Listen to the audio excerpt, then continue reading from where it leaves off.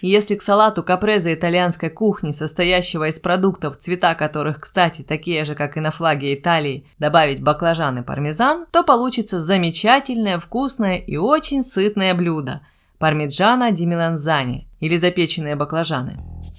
Итак, основные продукты сейчас перед вами. Это мягкий сыр моцарелла 250 грамм, сыр пармезан 50 грамм, баклажаны 750 грамм, базилик, томаты, свежие или в собственном соку, чеснок.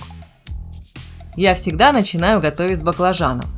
Баклажаны хорошенько мою и нарезаю на кружочки толщиной 1 см. У многих из нас нет сомнений в том, что баклажан – это овощ. Но оказывается, это не так. На самом деле баклажан, с точки зрения ботаники, относится к ягодам, но все-таки нам привычнее называть его именно овощем. В общем, нарезанные кружочки баклажан выкладываю в глубокую посуду, хорошенько присыпаю солью и сверху кладу следующий слой. Соль поможет вытянуть горькие вещества из баклажан.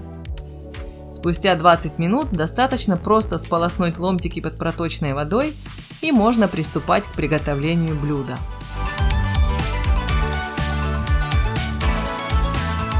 Ну а тем временем займемся соусом с красивенным названием Наполи. Это традиционный итальянский томатный соус, который добавляют в пасту, пиццу и другие блюда. Я взяла несколько банок томатов в собственном соку общим весом около 700 грамм и взбила все блендером. Можно взять свежие помидоры, снять с них шкуру и перебить до однородного состояния.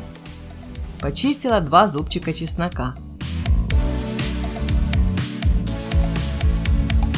В сотейник вместе с томатами я добавила веточку базилика, соль, 2-3 столовые ложки оливкового масла.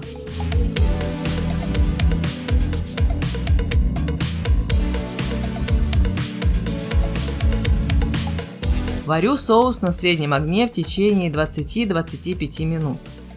Затем я добавила 1 чайную ложку сахара и черный перец.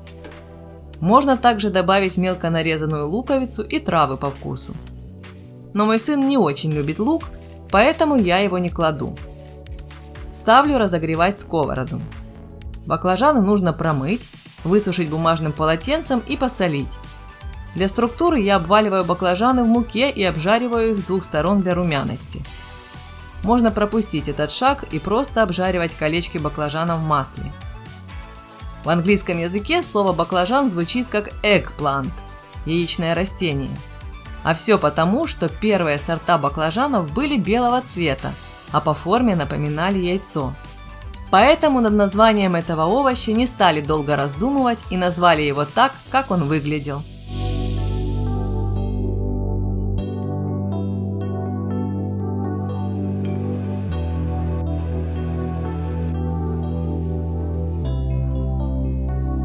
Именно белый цвет в национальном флаге Италии символизирует моцареллу, следующий ингредиент, необходимый для рецепта пармиджано. 250 грамм моцареллы нарезаю кусочками. Этот сыр изготавливают уже больше 10 веков. Для производства 1 килограмма этого сыра требуется около 8 литров молока. Следующий шаг – на мелкой терке натираю короля сыров пармезан. Представьте, каждый год в мире производят около 3,5 миллионов головок пармезана. Вес одной такой сырной головы примерно 40 килограмм. Нам же понадобится только 50 грамм. Дальше шинкую базилик.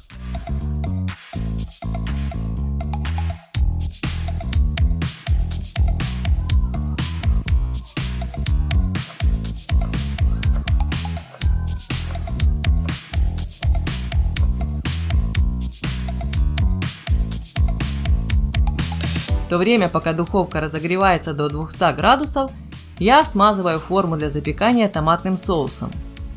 Количество соуса добавляйте на свое усмотрение. Затем кладу ломтики баклажанов, кусочки моцареллы, пармезан, базилик и снова томатный соус. Продолжаю выкладывать слой за слоем, пока не закончатся баклажаны.